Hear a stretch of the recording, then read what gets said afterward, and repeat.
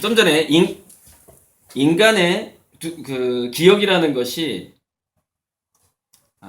그러니까 뭐냐면은 기억이라는 것이 어떤 깊은 곳에 냉장고에 두뇌 속의 냉장고에 잘 저장이 되어 있다 하더라도 문제는 뭐냐면은 기억을 끄집어내는 데 있어서 뉴런들이 그 역할을 해야 되기 때문에 정확하게 끄집어낼 수가 없다 인간은 과거의 정보를.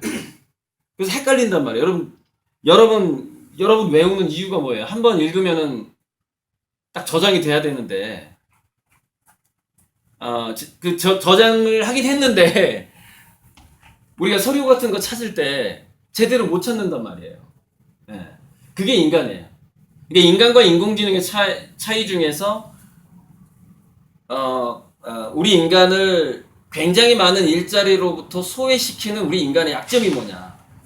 인간은 기억의 인출에 있어서 인출을 정확하게 하지 못한다. 그래서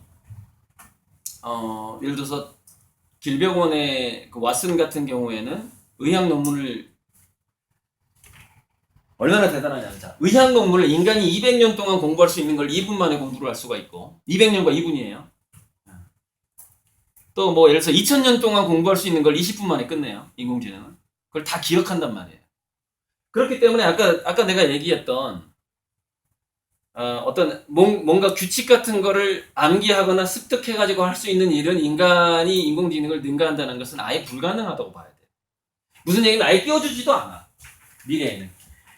그럼 지금은 왜 인간들이 이렇게 일을 하고 있느냐? 인공지능이 가격이 비싸기 때문이에요. 이미 성능은 앞질렀다고 보면 돼요. 가격 문제예요. 지금 현재는 인간을 쓰는 게 단가가 더 낮다 이거예요.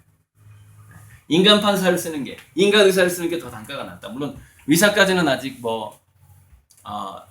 이렇게 능가하지는 못했는데 그건 2025년 되면 또 모르는 문제인 거죠. 저는 이제 여러분들이 취직할 나이인 2025년을 기준으로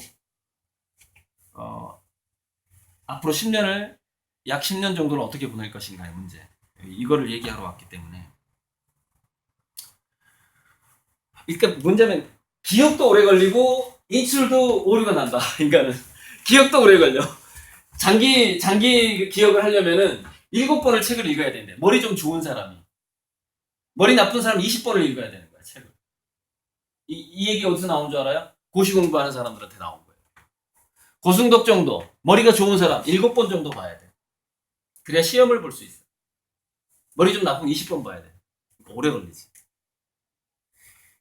머리가 더 나쁘면 어떻게 되죠? 20번 본 사이에 옛날에 봤던 걸 또 까먹어. 그러니까 평생 공부하는 거야. 이만큼 공부했는데 옛날에 공부 까먹었어 또. 그럼 다시 해야 돼. 그럼 이거 까먹어. 이게 인간이에요. 이게 인간이에요. 우리 인간의 무의식이 그걸 정확하게 기억한다고 해도 의식이 그걸 끄집어내지 못한다.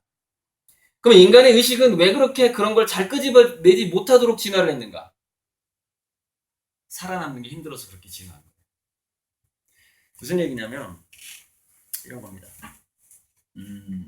자, 종업원들이 막 힘들게 일을 하고 굉장히 돈이 많고 배부른 사장이 종업원들이 하는 거를 맨날 그렇게 관찰만 한다고 칩시다.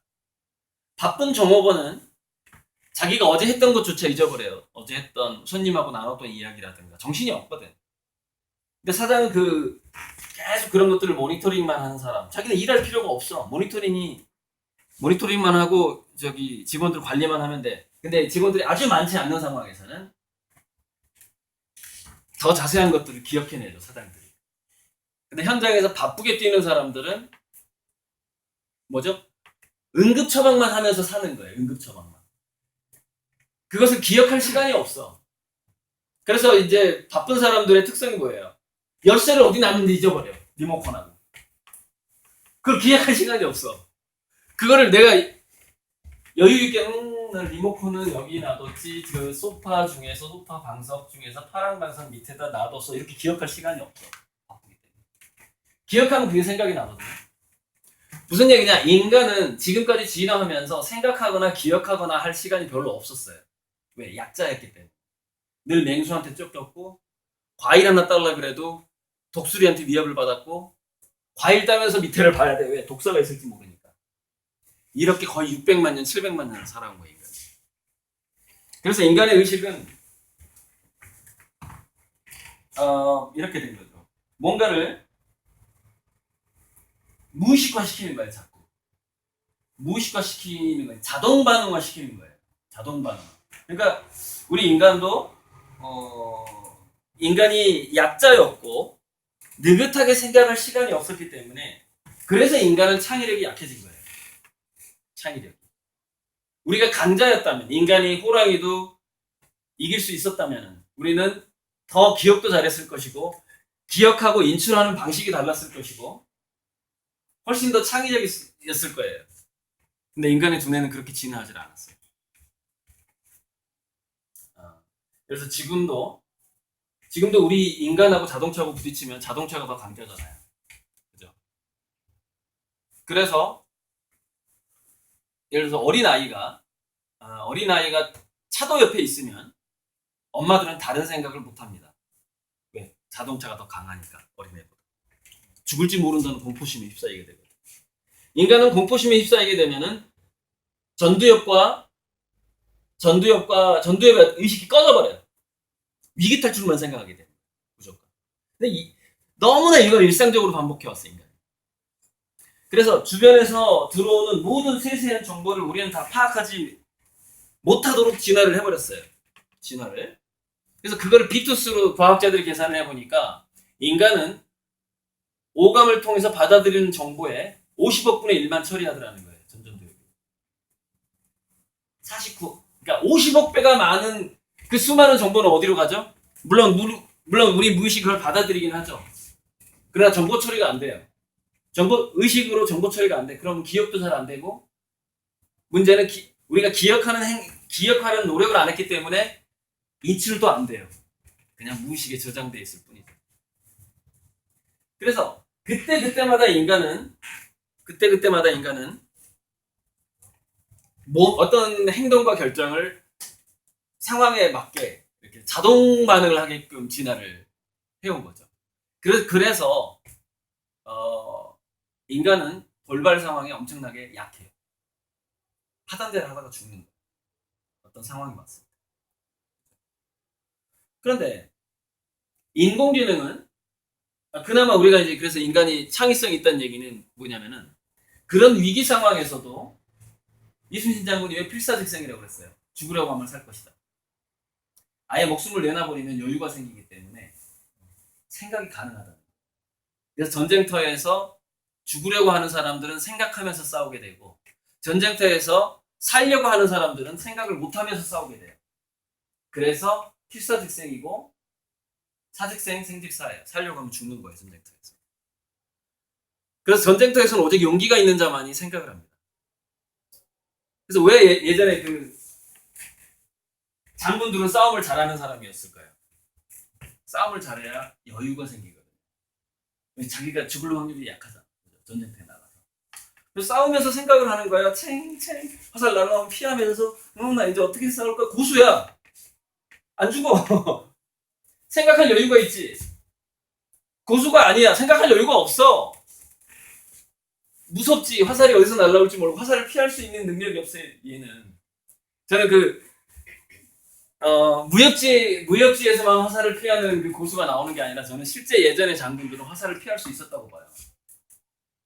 그러니까 우리가 생각하는 정도로 정신과 육체가 그렇게 약하지 않았어요. 요즘 사람들처럼. 이게 그 임진왜란 때 기록에 보면 나오는데 임진왜란 때 일본에서 궁수들을 교육시킬 때 그 궁수를 교육시키는 장이 있었는데 훈련장이 오디세우스라는 영화를 보면은 그 주인공이 돌아와가지고 아무도 그 끼울 수 없는 활을 끼운 다음에 활을 써가지고 도끼를 통과하면 도끼 뭐 8개인가를 통과하는데 활을 굉장히 세게 쏴야만이 중력의 영향을 안 받기 때문에 도끼 8개를 통과하는 거예요. 속도가 느리면 활이 떨어지는 거죠. 도끼 자루에 맞게 돼요. 바로 이 훈련장이 일본에도 있었어요. 그리고 임진왜란 때 기록이 있는 거야. 그래서 거기도 이렇게 액자와 같은 네모난 구멍을 뚫어놓고 화살이 통과하는 걸 훈련시켰는데 정확도하고 스피드, 정확도 이런 것들을 훈련시키죠. 그런데 예전에는 약 10%에서 12% 정도 100명 중에서 10명이 넘게 그것을 성공했다라는 기록이 남아있는 거예요. 근데 요즘 사람들한테 훈련을 시켜보니까 1, 2%밖에 안 돼요.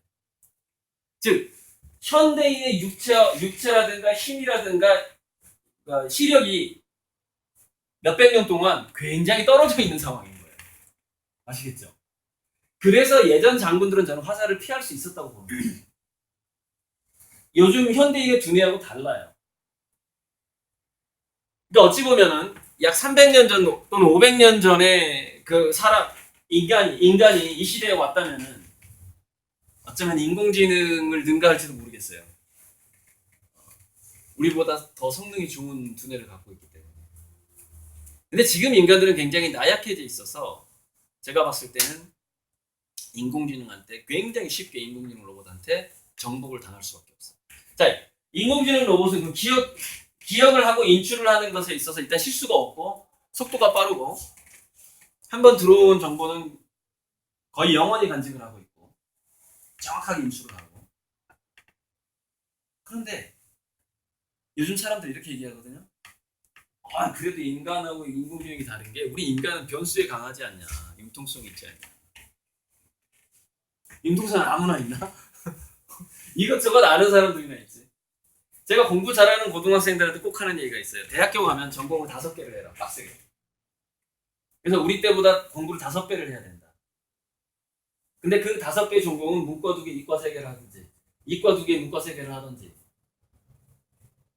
아니, 내가 잘못 얘기했다. 자, 이과 2개, 문과 2개, 예체능 하나, 이런 식으로. 예체능을 꼭 해야 돼. 집어넣어야 돼. 문해체를. 그래야만 융통성이 더 훨씬 많이 생기는 걸로 나옵니다. 정답이 없는 체험을 많이 해야만 융통성이 생기기 때문에. 이제, 문해체 교육이 좀 정답이 없어요. 뭔가를 새롭게 무용도 예를 들어서 안무를 한다거나, 미술 창작을 한다거나, 음악도 작곡을 한다거나, 변주를 한다거나 하는 것들은 자기 개성을 드러내는 그런 수련이기 때문에 융통성이 상당히 좋아져요. 여러분, 저는 서울대학교 미술대학을 나왔어요. 미술 창작을 거의 28년 동안 하고 있고 프로들이 쓰는 학우를 가지고. 그래서 저는 사실 융통성이 많은 편이에요, 다른 사람들보다. 그리고 전공을 다양하게 했죠. 근데 학위를 딴 건 아니고 전문 서적 독서를 통해서 다양한 전공을 하게 된 거죠. 교양서만 한 10,000권 이상, 잡지도 전문 잡지까지 포함하면 20,000권 이상을 봤어요. 거의 30년간. 그래서 그 이후에 다양한 일을 제가 할 수 있다는 것을 발견하게 됐죠, 제 자신. 그래서 이런 강의도 하고 있고. 근데 어쩌면 여러분들은 저보다 더 열심히 해야 될지도 몰라요, 대학교 가면. 근데 저도 사실 초인적으로 노력했거든요. 책 읽고 공부하고 하는 데 있어서. 거의 남들하고 비교했을 때. 여러분들은 더 해야만이 약간의 융통성이라도 발휘하면서 인공지능을 부리는 사람이 되거나 인공지능과 협업하거나 할 수 있을 거예요. 그 가능성도 많지는 않지만. 자, 인공지능은 어떤 식으로 인간이 다양한 전공을 함으로써 그 사이에서 융통성을 발휘하듯이 인공지능도 마찬가지인데 인공지능이 전공이 있을까요? 없지. 인공지능 모든 걸 전공해요. 인공지능이 공부하지 않는 건 단 하나도 없으니까. 우리가 언어로 표현할 수 없는 것까지 다 공부하니까. 그게 뭐죠? 그게 빅데이터라는 거예요. 빅데이터. 인공지능, 여러분들은 1시간만 지나면 제가 여기서 몇 마디를 했는지, 무슨 단어를 썼는지, 몇 데시벨로 얘기했는지 다 까먹겠지만 인공지능은 단 하나도 안 까먹어요. 내가 말을 하면서 문법을 어디서 들렸는지, 어떤 단어는 저 양반은 어떤 단어는 몇 데시벨로 얘기하는 경향성이 있는 것인지. 만약에 제 강의하는 모습을 촬영을 한다면은 각 단어마다 저 사람이 입을 벌리는 센티미터까지 정확하게 다 기억을 하고 있겠죠. 그게 인공지능이에요. 빅데이터. 모든 것을 기억해요. 모든 것을 기억하고 모든 것을 전공한다. 인공지능. 인간이 5개 정도를 전공해가지고 융통성을 발휘하는 수준 자체가 불안하다. 상당히 불안하다. 인공지능은 어떻게 융통성을 발휘하냐면 모든 걸 전공하기 때문에 새끼를 찾는 것도 굉장히 쉬운 거죠. 여러분 평행우주론에 대해서 들어본 사람 이 중에서. 평행우주론. 평행우주론은 지금 현재 여러분들이 관찰하고 있는 이 현상 말고도 무수한 다른 확률로 여러 현상들이 동시에 존재하지만 단지 우리가 인식하지 못할 뿐이라는 이론인데, 나비 효과라든가 소스코드라든가 심지어 매트릭스에도 평행우주가 나옵니다. 매트릭스에서 평행우주 나오는 장면이 뭐죠? 방. 아니야. 그거 좀 약한 거고, 그것도 맞긴 맞아. 빨간 약이냐, 파란 약이냐, 거기서 이제 갈라지는데, 그거보다도 네오를 관찰하는 TV 모니터가 나와. 모니터 기억나? 매트릭스에서. 1, 2, 3 다 나올 거야. 그 모니터에 가면은 흰머리 할아버지가 한 명 있는데, 걔가 이제 뭐냐면은 그 전체 매트릭스의 짱이야. 예를 들자면 신에 해당하는 거야, 신. 근데 거기 보면 매트릭스 2에서 어떤 장면이 나오냐면, 네오가 너는 여자친구를 구하거나 아니면은 시온을 구하거나 둘 중에 하나밖에 못할 거다, 이렇게 신이. 이쪽 문으로 나가면 여자친구를 구할 수 있고, 이쪽 문으로 나가면은 시온을 구할 수 있다. 근데 두 가지 다 할 시간은 없다, 이렇게. 거기서 여러 가지 이제 네오가 반응을 하는데, 그때마다 카메라가 그 영화 장면이 어떻게 되냐면은 무수한 모니터가 있는데 그 중에 하나씩을 잡아가요. 그리고 그게 다시 확대가 돼. 그리고 스토리가 진행되다가 다시 또 모니터 상에 네오의 반응이 다양하게 나와. 그리고 다시 카메라가 들어가면서 그 중에서 모니터 하나를 잡고 다시 그게 풀 화면으로 확장을 하지. 이게 평행우주야. 그러니까 매트릭스에서 평행우주를 아주 극명하게 보여주는 장면이지. 그러니까 무수한 다양한 선택권, 다양한 행동을 네오가 할 수가 있는데, 그 중에서 우리는 영화로 그걸 하나밖에 못 보는 거야. 그 중에서 무수한 시나리오가 가능한데, 근데 아주 먼 미래에는 우리가 자기가 원하는 대로 영화 시나리오를 바꾸면서 볼 수 있다는 얘기 들어봤죠. 네. 그러니까 내가 보는 그거는 이제 예를 들어서 가상현실이겠죠. 요즘 영화관은 아닐 거고. 그럼 내가 원하는 대로 그 영화가 가상현실로 내가 느껴지게 되는데, 자, 그렇게 작업을 하려면은 시나리오가 바뀌어야 되죠. 시나리오가 여러 개가 준비가 돼야 되잖아요. 중간중간에 자기가 버튼 누르면서 영화의 그 스토리 진행을 선택을 한다고 봤을 때, 그죠? 그리고 배우가 연기를 여러 가지를 해야 되겠죠. 그죠? 네. 그래서 어떻게 되는 줄 알아요? 미래에는 영화 배우가 사라져. 왜? 인간 배우가 그걸 연기할 수가 없어. 관객이 선택하는 영화를 인간 배우가 연기할 수 없다는 거예요. 그럼 누가 연기하죠? 가상의 배우가 연기하는 거예요. 인공지능이 만든 가상의 배우가. 그래서 영화 배우도 미래에 사라질 직업 중에 하나예요. 미래학자들이 예측하는. 영화처럼 그렇게 바뀌게 되고요. 자, 내가 평행우주 얘기를 왜 꺼냈냐면은, 인공지능의 창의성과 융통성이 어디까지 갈 수 있는가를 얘기하려고 합니다. 인공지능은 가상의 배우를 만들 것이고, 다양한 예측 시나리오를 만들 거예요. 그래서 어떤 영화관이라든가 뭐 집에서 영화를 보든 뭐 다운받아서 보든 간에 그 영화 서비스를 받는 70억 인구한테 70억 가지의 시나리오를 제공해 줄 수가 있어요. 그게 인공지능이에요.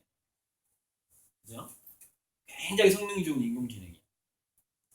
근데 이게 좀 더 이야기가 확장이 되면 어떻게 되냐면은, 그러면은 그 평행우주에서 신이 이 우주를 창조해가지고 우리 각자가 기대하는 바대로 이 우주를 관찰되게끔 만들어주는 시나리오를 뿌려주는 거하고, 그 인공지능 영화 감독이 그렇게 하는 게 구조가 같다라는 게 발견되는 거예요. 구조가 같아. 그래서 이 우주는 거대한 양자 컴퓨터라는 가설이 있는 거예요. 굉장히 성능이 좋은 양자 컴퓨터가 과거, 현재, 미래를 다 분석할 수 있고, 예측할 수 있고, 시나리오로 짤 수가 있고, 뿐만 아니라 모든 관찰자와 모든 동물, 모든 사람들이 생각하는 과거, 현재, 미래를 다 예측할 수 있고 다 짤 수 있다는 거죠. 이미 다 정해져 있다는 거죠. 그럼 우리의 삶은 뭐냐? 이 다음 순간을 거의 무의식적으로 선택을 한다는 거예요. 인간이. 무의식적으로 선택을 하고, 그러니까 왜 무의식적으로 선택할까 인간이? 자기 삶을. 어? 뭐라고? 그게 아니라 무의식이 의식보다 50배가 더 영리하기 때문에 50억 배가. 아까 얘기했잖아요. 인간의 의식이 어떻게 진화를 했다고요? 50억 배나 되는 비트를 무의식이 받아들이는데 의식이 그 중에서 50억 분의 1만 해석하도록 진화했다는 거예요. 그렇기 때문에 인간과 동물과 우주가 시공간을, 이 다음 시공간을 선택할 때는 무의식이 선택할 가능성이 아주 많고, 그 선택을 인간은 또 어떻게 진화를 했느냐? 자기가 선택한처럼 느끼도록 진화를 했어요. 착각을 해요. 자기가 삶을 살아가는 것처럼 해석되도록 진화를 한 거야. 또 인간이. 그러니까 이건 인간이야. 인간이 그래. 인간이 그렇고 인공지능은 그렇지 않아.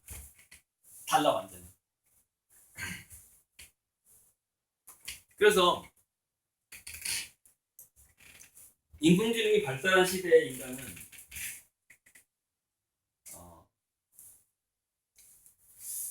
이렇게 되는 거죠. 뭔가가 시나리오화가 될 수가 있다라는 모든 행동은 인간이 배제될 가능성이 있어.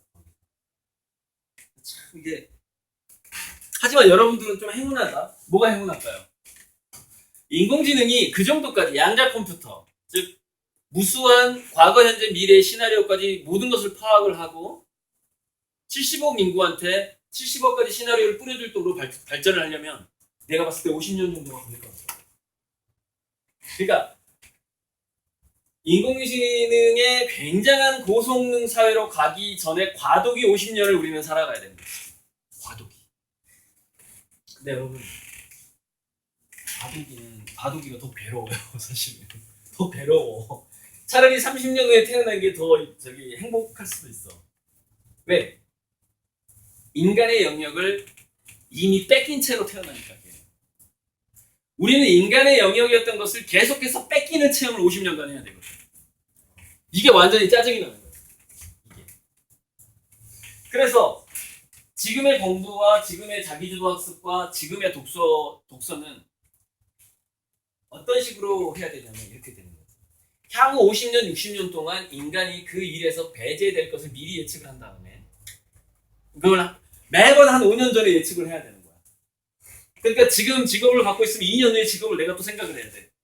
2년 후에 또 그 직업으로 옮겨. 그 다음 2년 후에 또 생각해야 돼. 그럼 또 옮겨, 또 생각해야 돼. 이렇게 살아야 돼요, 여러분, 지금 상황이. 그러니까 확률적으로 내가 일을 해서 돈을 번다는 개념이 아니다. 자, 돈을 번다는 개념이 아니야, 지금. 내 얘기는. 인간이 무의식이 자기 삶을 선택하는데 의식이 그것을 의식적으로 선택한 것처럼 해석하는 이유가 뭐죠? 그렇게 한다면 완벽하게 증명된 건 아닌데 물론 그런 실험은 무수하게 많은데 몸이 먼저 뭔가를 선택하고 의식이 나중에 자기가 선택한 것으로 착각한다는 실험이 있어요. 많이 인터넷 검색해보면 쭉 나옵니다. 자기결정성, 인간은 과연 자기결정, 의사결정, 자유의지가 있는가에 대한 실험이에요. 거기에 대한 실험들이 있어요. 자유의지에 대한 실험. 뇌과학자들이 좀 실험을 했어요. 자, 인간이 어찌 보면 정말로 자유의지가 거의 미미하게, 너무나 미미하게 있는데, 그러니까 아예 없다는 건 아니에요. 아예 없다는 건 아닌데, 굉장히 자유의지가 조금밖에 없는데, 인간은 내가 자유의사로 뭔가를 행동을 한다라고 착각하도록 진화된 이유가 뭐냐면은, 그래야만이 사는 것 같기 때문에 그래요. 내가 내 삶을 사는 것 같기 때문에. 인간은 왜 자기가 자기 삶을 사는 것 같은 게 왜 중요할까요? 그래야만이 인간은 행복의 호르몬 세로토닌도 나오고 만족감의 호르몬 도파민도 나오고. 만약 우리가 굉장히 고성능 양자 컴퓨터에 의해서 우리의 삶이 이미 시나리오화가 됐고 우리 인생은 그 길을 따라갈 수밖에 없는 게 정말 사실이라면 그게 이제 운명이 있다고 믿느냐 이제 그런 질문인 건데 그러면 뭐냐면은 우리는 어떤 그 만족감을 느낄 수가 없어. 왜? 모든 행동이 자기 선택이 아니기 때문에 이미 정해져 있기 때문에. 그래서 이제 우리 인생, 우리 인간, 이 지구, 이 우주는 그렇게 설계되어 있지는 않고 약간의 자유의지가 개입되도록 설계가 되어 있는 것 같아. 약간. 근데 그 약간의 자유의지가 약간의 자유의지의 형태에 대해서도 연구한 사람이 있는데 인간의 자유의지는 이거라는 거예요. 충동에 대한 거부밖에 못한다는 거예요. 그러니까 무슨 얘기냐면 우리 인간은 생각을 멈추기가 되게 힘들어요. 그러니까 피곤해서 자면은 괜찮은데 자도 꿈을 꿔. 자도 두뇌가 활동을 해. 그러니까 우리가 뭔가를 생각을 멈춘다는 게 굉장히 힘들거든요. 그 생각이 뭐냐? 지속적인 충동이야. 지속적인 충동. 이 우주는 지속적인 충동으로 꽉 차 있어. 그래서 인간의 두뇌는 생각을 멈출 수가 없는 거야. 왜? 예민하니까. 그 지속적인 어마어마한 충동을 인간의 두뇌가 느끼는 거야. 그래서 생각을 멈출 수는 없어. 그래서 우리는 이거야. 그래서 이 상황에서 뭐냐면 우리는 어떤 충동을 선택할 것인가고 굉장히 많은 충동을 우리는 거부를 해야 돼. 그게 이제 우리의 자유의지라고 볼 수가 있어요. 인간이 할 수 있는. 이렇게 결론을 내리는 뇌과학자들이 있어요. 그 실험을 통해서. 인간은 거부권밖에 없는데 그게 그 거부권이 또 시간이 또 있어요. 0.02초인가 뭐 0.2초인가. 그 사이에 거부해요. 그래서 그때 그 거부 결정을 하지 않으면 인간은 충동대로 살아가는 거야. 근데 그게 자기 삶이 아니야. 그래서 여기서 나온 게 뭐냐면은 인생은 반항하지 않는 모든 인간은 좀비야. 우리 뭔가를 거부해야 되거든. 어떤 충동을. 어떤 충동, 어떤 충고, 어떤 권유를 본능적으로 0.2초 안에 그걸 거부할 수 있는 그게 뭐죠? 그게 창의성이고 그게 생각이라는 거예요. 아주 일말의 자유의지. 근데 불행하게도 여러분 공교육하고 책상은 그 자유의지를 죽이도록 설계가 되어 있어요. 여러분들이 충동에 대한 거부권을 마비시키는 방식으로 공교육은 시작했고 그렇게 설계되어 왔어요. 그래서 인간은 공교육을 많이 받으면 바보가 돼요. 여러분 좀 이상한 거 발견 못했어? 공교육에서 빨리 뛰쳐나간 사람들이 창업 잘하는 거 못 봤어? 초등학교 때 자퇴하는 애가 더 영리하고 중학교 때 자퇴하는 애가 더 영리해. 대학교 때 자퇴한 애가 제일 멍청해. 고등학교 때 뛰쳐나가는 게 더 영리해야 되니까. 왜 그러죠? 공교육에 안 맞춰 있어. 그렇죠. 공교육은 이렇게 생각하는 거예요. 뭐냐면은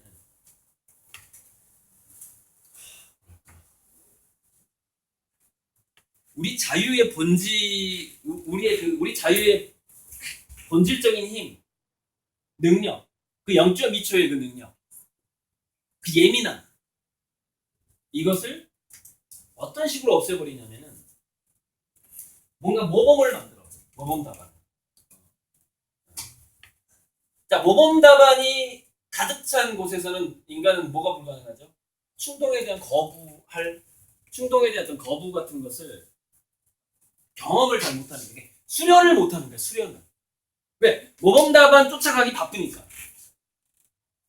그게 공교육이에요. 그래서 어렸을 때 아주 자기 자신을 사랑하는 친엄마가 어렸을 때 그 자식을 양육을 직접 하잖아요. 그럼 너무 사랑하기 때문에 엄청나게 관리를 하거든. 이것도 위험해 저것도 위험해 하지마 어쩌고 저쩌고 이 길로 가야 돼 엄마 손 꼭 잡아 뭐 이런 거 2만 명 창의적인 사람 2만 명을 조사해봤는데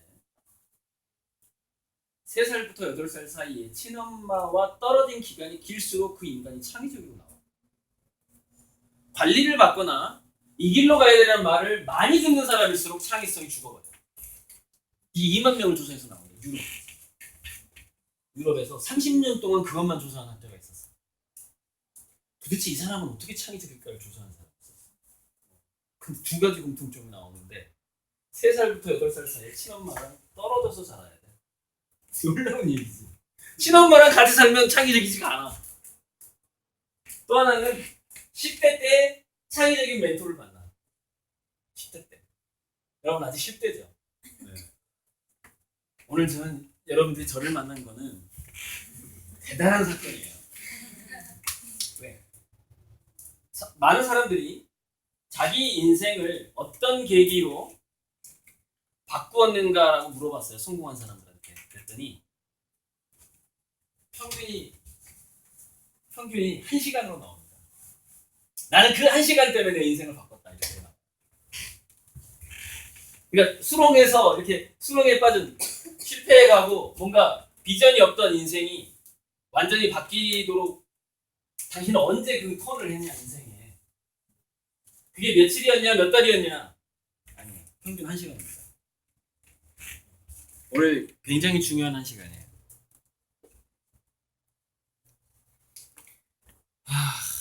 그래서 이게 문제가 이 슬라이드를 다시 이게 참 재미있는 게 인간은 이 빨간 수용체와 파란 수용체가 있는데 인간의 두뇌는 이 빨간 수용체는 어떤 뭔가가 비상사태라고 느껴질 때만 일을 하고 일상적인 삶을 할 때는 파란 애들이 일을 해요. 그런데 비상사태야. 어떤 위기 상황이야. 내가 빨리 뭔가를 처리해야 돼. 그걸 이제 긴장한 상태라고 하기도 하고 뭔가 맹수가 나타난 상황 같은 거예요. 자기 삶이 매 순간 위기라고 느끼는 그런 상태. 그때 얘가 활성화가 되는데 얘가 밑에 숨어있다가 나온단 말이에요. 얘가 얘보다 받아들이는 이 신경 전달 물질을 받아들이는 역량이 20배야. 20배. 자, 그래서 여기서부터 우리 인간의 시냅스에서 빨간 수용체와 파란 수용체에서부터 나온 게 뭐냐면은 저는 이렇게 봐요. 30대까지는 인간은 10대, 20대, 30대까지는 고도로 긴장한 인간이 자기 두뇌를 가장 많이 개발할 가능성이 있어요. 왜? 매 순간 10배에서 이게 몇 퍼센트 나왔느냐가 좀 그때마다 다를 텐데 매 순간 5배, 10배, 최대 20배까지 두뇌를 굴리니까 동일한 시간. 여러분 느긋하죠? 그대로 인공지능한테 그냥 집어 뺏기는 거야. 일상이 느긋하지. 매 순간을 초고도의 긴장으로 보내야 돼. 30대까지. 공부를 할 생각이 있다면. 자, 그런데 나는 그렇게 5배 기존에 우리 부모님이나 선배들이 했던 방식보다 5배 이상 더 노력할 자신이 없다. 그럼 공부를 포기하는 게 더 현명한 거야. 그럼 공부를 포기하고 뭐를 해야 될까? 자신이 좀 빨리 포기해야 돼. 빨리 포기하고 뭘 해야 되냐면 차라리 자는 게 좋을지도 몰라. 학교에서. 자, 공부를 포기하는데 학교는 자퇴할 수가 없어. 그러면 왜 학교에서 자는 게 좋을까? 좀 전에 얘기했잖아. 공교육에 노출된 시간을 줄일 수 있잖아. 노출될수록 창의성이 떨어진다고 그랬잖아 내가. 그냥 꼭 자는 거야. 3년 내내 그냥 자는 거야. 고등학교 때. 졸업하면 걔가 더 창의적이야. 왜 3년 동안 비노출됐잖아. 근데 자면서 계속해서 상상하는 거야. 뭔가 낙서하고. 그러니까 그냥 자기만 하면 안 되지. 학교에서 나한테 들어오는 것을 거부하는 대신에 자기가 뭔가 생각하고 뭔가 노력하는 게 있어야 되겠지. 이렇게 해롱해롱 하는 거 말고 뭔가 이렇게 또 뭔가 나름대로 긴장되는 게 있어야 되는 것이지. 근데 최근에 이제 선진국의 공교육들은 대부분 그런 식으로 바뀌어가고 있어요. 각자 다른 방식으로 긴장하도록 굉장히 다양한 커리큘럼을 만들고, 그래서 이번에 문재인 대통령 공약 중에서도 고교 학점제 들어봤죠? 안 들어봤나? 고교도 학점제로 운영하겠다. 예를 들어서 영어 과목이 있다면은 영시만 가르치는 사람, 뭐 예를 들어서 산문만 가르치는 사람, 영어 어원만 가르치는 선생님, 뭐 이런 식으로 영어 내에서 한 5군데를 나누는 거예요. 영어 소설만 하는 사람, 비소설만 하는 사람, 이런 식으로. 그래서 나는 영어 수업 시간에 난 영시만 하겠다 이렇게 할 수가 있는 거예요. 지금 여러분 영어책은 시도 있고 목도 있고 다 있잖아. 그게 아니다. 고등학교 때부터 난 영시만 하겠다 이런 식으로 하는 게 고교 학점제인데, 문제는 뭘까요? 학과목이 100개 이상으로 늘어나거든요. 그렇게 되면 문제는 선생님이 없어. 이게 현실화될 수가 없어. 그냥 공약이야. 학교 현장에서 안 돼. 그 많은 사람들을 수급할 수가 없는 거지. 잠시만.